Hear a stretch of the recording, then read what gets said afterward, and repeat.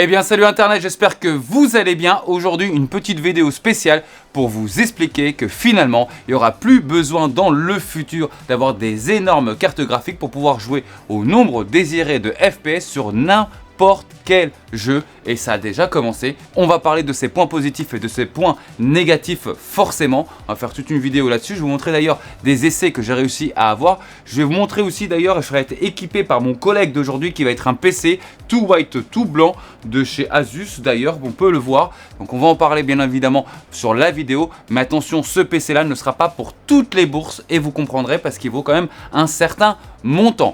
Bon, on va pas trop perdre de temps. Avant tout, j'espère que vous allez bien. Bienvenue encore une fois à l'atelier de Pax. On se retrouve juste après le petit moment sponsor pour pouvoir bien démarrer la vidéo et c'est maintenant.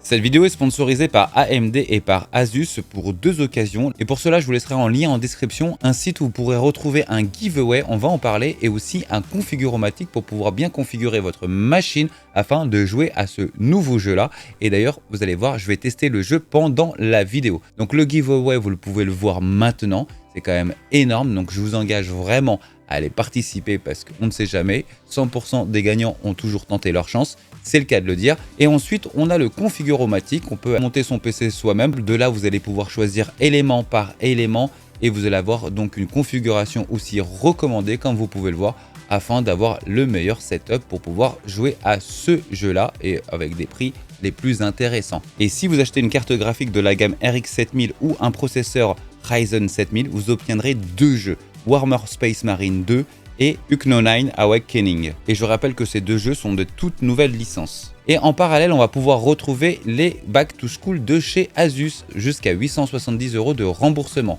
Attention à la période, ça va jusqu'au 23 septembre pour une période de remboursement jusqu'au 7 août.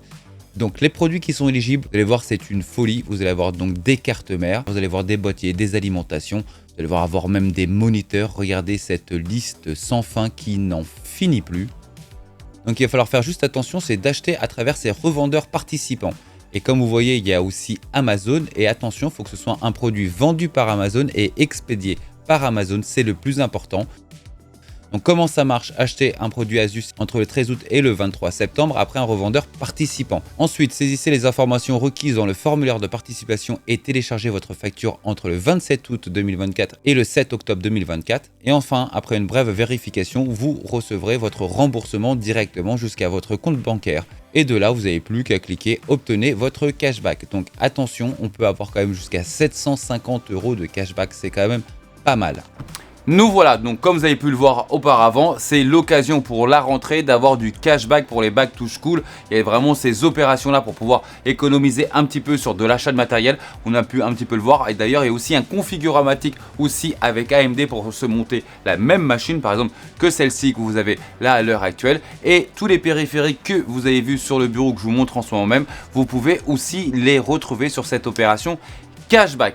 Voilà, maintenant on va pouvoir un petit peu continuer, nous allons parler de ce qui nous intéresse déjà en premier lieu, ça va être ces nouvelles technologies. C'est-à-dire que fut une époque, on était obligé d'avoir des cartes monstrueusement chères, lourdes et grandes pour pouvoir avoir une bonne définition et avoir une bonne fréquence en termes d'images par seconde. Et bien maintenant, plus nécessairement, et on va pouvoir s'en rendre compte, je vais pouvoir vous expliquer tout ça avec les dernières technologies, surtout le FMF 2.0, donc le dernier FMF qui vient tout juste de sortir là en ce moment. J'ai pu le tester et je vais pouvoir vous expliquer un petit peu les avantages de cette technologie et les autres avantages d'ailleurs des autres technologies de chez AMD en ce moment, et vous allez voir que ça va littéralement changer la donne des jeux vidéo pour les prochains mois à venir, et c'est maintenant.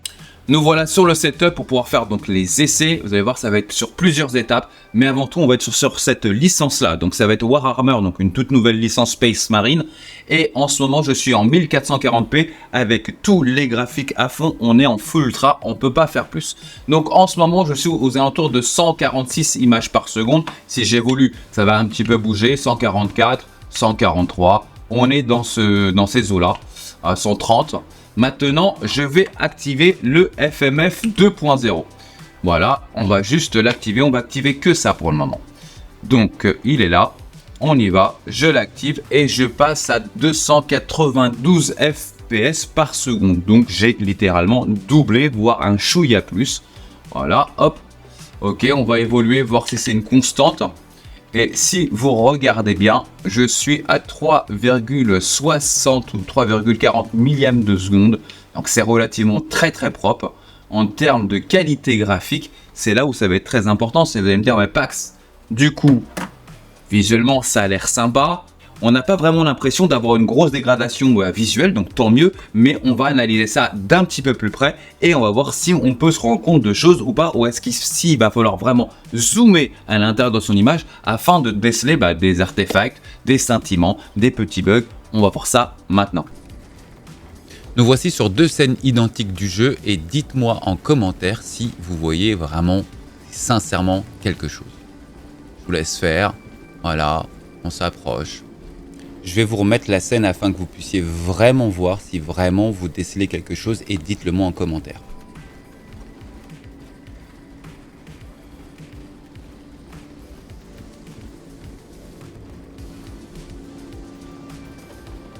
On va zoomer maintenant.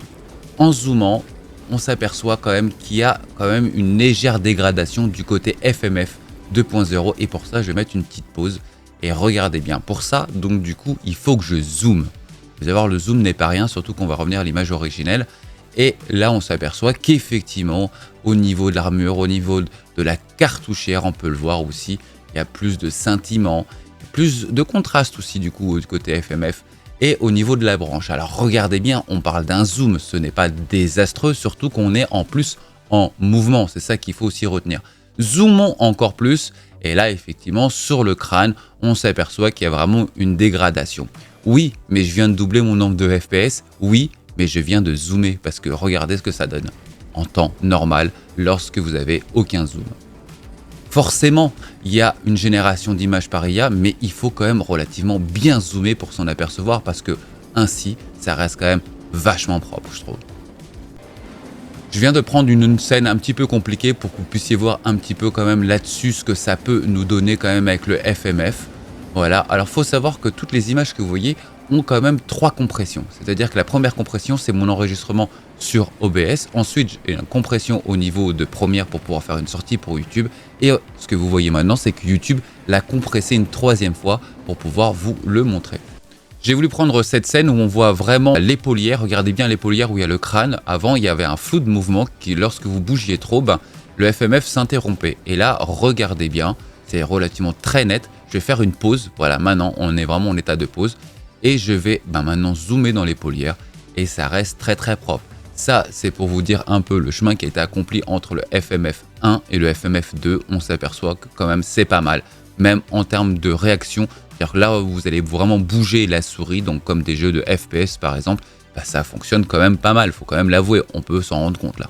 Eh ben, je pense que les choses sont claires, c'est-à-dire que visuellement, déjà, il va falloir vraiment s'arrêter, mettre une pause quelque part pour voir vraiment quelque chose. Alors, pour les plus grands habitués, pour ceux qui auront l'œil de lynx, ils verront certainement une ou deux petites choses. Mais c'est tellement négligeable par rapport au nombre de FPS, voilà, qu'on peut avoir. C'est tout simple, c'est le double. Tout simplement, le double, c'est monstrueux. Et en plus de ça, si vraiment vous voulez voir quelque chose, il faut vraiment mettre pause et commencer à zoomer à l'intérieur de l'image. Sauf que quand vous voyez par exemple ce type de jeu, à l'heure actuelle, c'est des jeux où il y a de l'action toutes les 20 secondes. Vous avez de l'action, toutes les 20 secondes, il se passe quelque chose. Donc clairement, vous n'avez pas vraiment le temps de vous attarder. Et si là même maintenant, je veux m'attarder, là donc il est activé et je vais regarder par exemple la petite tête. Et là, je vais vous faire un zoom maintenant de cette zone avec la caméra. Regardez, c'est relativement super propre. Oui, ce n'est pas du natif, bien entendu, mais le gain, il est monstrueux. Je double mon taux d'FPS pour avoir pas quelque chose qui est correct, pour avoir quelque chose qui est relativement très bon aujourd'hui. Alors, on n'arrive pas à faire du natif en termes de qualité graphique, ce qui est tout à fait logique en soi. C'est parce qu'on rajoute aussi un nombre d'images qui est fait par IA. Mais en soi, je trouve que ça colle énormément. On a pu voir même que ces flous de mouvement, auparavant j'ai pu vous en montrer, sont quasiment résolu, hein. Ça ne s'arrête plus, ça ne se reprend plus, en tout cas on ne le distingue plus du tout. J'insiste bien d'ailleurs, AMD conseille finalement, c'est que plus vous allez avoir une carte qui va vous dégager des FPS, des nombres d'images par seconde, plus ce sera facile d'en créer sans que vous vous en rendiez compte de rien. Voilà, il va les intercaler, plus on en a forcément, plus il va en intercaler et on va pas vraiment se rendre compte de cette insertion là. Si par exemple vous avez une carte graphique qui va vous faire que 30 images par seconde, peut-être qu'à ce moment-là, vous allez voir, mais c'est quand même nettement mieux que le FMF1 où là c'était vraiment pas catastrophique, mais ça se voyait très clairement. Là, sur ce type de jeu, surtout sur ces nouvelles licences qui viennent tout juste de sortir, sachez qu'on est sur quelque chose qui est assez lourd quand même. Ce jeu-là est assez lourd, il est assez speed, il est grandement validé. Donc, on a pu le voir, sur ce coup-là, je double mon nombre de FPS et pourtant,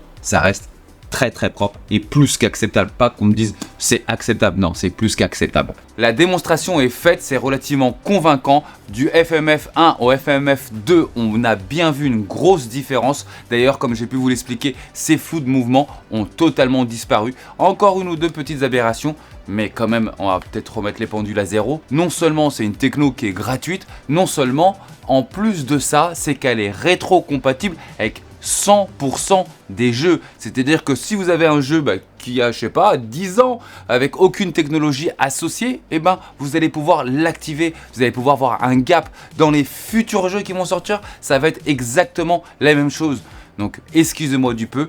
Forcément, l'atelier ne peut que valider. Espérons que ces petites aberrations soient très prochainement corrigé, mais en attendant, AMD a fait très fort avec ces nouvelles technos qui sont complètement validées. Et si maintenant on parlait un petit peu de ça, si on parlait un petit peu de ce PC là. Alors Pax, présente-nous un petit peu ce PC là. Ça a été le PC qui m'a accompagné pour faire tous ces tests. Alors j'ai eu beaucoup de chance, c'est qu'on est vraiment sur un très gros PC. Faut savoir qu'il est en vente actuellement chez PowerLab. Vous aurez les liens en description pour tous ceux qui voudront acheter ce PC là. Attention, le budget, on est quand même sur 3199 €. Pourquoi autant? Parce que vous allez voir, c'est qu'en plus il y a du gros matos, mais en plus il y a triple couche de fromage et de beurre à l'intérieur. Vous allez pouvoir vous en rendre compte. Bon, déjà en termes de processeur, on a le processeur le plus performant pour pouvoir faire du gaming aujourd'hui, le 7800X3D, accompagné de la plus grosse carte graphique de chez AMD, la 7900 XTX, sur une belle carte mère finition blanche, la ROG Strix B650A Wi-Fi. On va avoir aussi leur refroidisseur Raijin qui va être dessus avec les finitions blanches en 360 mm sur un boîtier qui va être le GT502 de chez Asus TUF. Alors j'ai déjà fait une vidéo sur ce boîtier là, il fonctionne plutôt pas mal avec une alimentation Asus TUF aussi en blanche comme vous pouvez le voir aussi. Et comme je vous l'avais dit, c'est vraiment un gros PC parce que c'est pour tous ceux qui vraiment aiment l'extravagance. Parce qu'en plus de ça, on a 1, 2, 3, 4, 5, 6, 7, 8, 9, 10 ventilateurs de chez Lianli Linkable avec écran LCD. Comme vous pouvez le voir, où vous pouvez afficher tout simplement vos indices de température en mode sensor, que ce soit CPU, GPU, la ventilation ou des images ou des gifs. Voilà, moi j'ai mis quelques images, quelques gifs, plus quelques sensors. On est sur quelque chose qui est vraiment sur du très haut de gamme. Il faut savoir que chaque ventilateur coûte 50 €. Alors, il y a quelques années en arrière, on m'aurait dit ouais Pax, bientôt on te mettra des écrans LCD sur tes ventilateurs. J'en fais, mais exagérez pas les mecs. C'est fait, voilà. Est-ce que ça sera pour tout le monde? Il y a des gens qui vont complètement pas apprécier. Pour moi par exemple, j'aime beaucoup plus la performance ainsi que le silence. Et après le reste, c'est vraiment de l'esthétisme. Bon, le gros avantage c'est qu'ils sont relativement performants et en plus silencieux, donc ça fonctionne bien. Mais vous avez vraiment un vrai écran LCD dessus, c'est juste incroyable. Bref, le tout combiné, ça fait quand même 3199 €, 3200 €. C'est chez PowerLab, je vous mets effectivement le lien en description. Donc c'est l'opération d'ailleurs qui est en cours avec AMD et chez Asus que j'ai pu vous en parler sur le pré-roll. Et souvenez-vous, j'ai déjà fait des vidéos avec PowerLab, le PC fonctionne très bien. Souvenez-vous que j'avais toujours mis en avant, c'était leur câble management. Vous voyez, on est toujours sur quelque chose qui est très carré, très propre. Voilà, et de toute façon là on se rend compte que même le PC, l'alimentation est juste magnifique. Voilà, c'est vraiment un super beau PC. Donc c'est juste un gros budget, ça ne sera pas vraiment pour tout le monde, mais en tout cas la personne qui va acquérir ce PC là est relativement tranquille pendant un moment. J'espère qu'on a été assez clair, surtout au niveau de ces technologies là. Et ce qu'il va falloir retenir aujourd'hui, ça va être vraiment que la technologie est en train de mettre, attention, la technologie software est en train de mettre une grosse claque en ce moment aux avancées en termes de jeux vidéo. C'est une réalité, on s'en rend vraiment compte.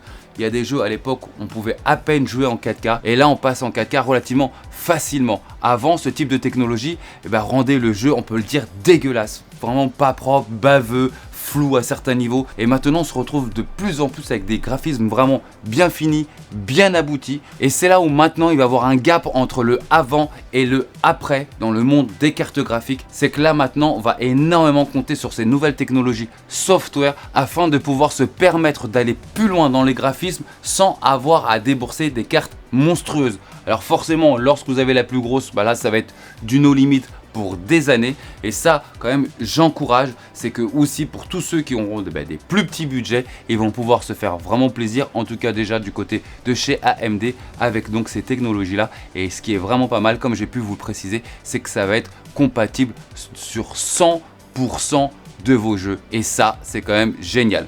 Voilà les amis, maintenant je vous dis à très vite pour la prochaine vidéo. Vous allez voir, il y a quelques surprises que je vous réserve. À très vite, ciao ciao.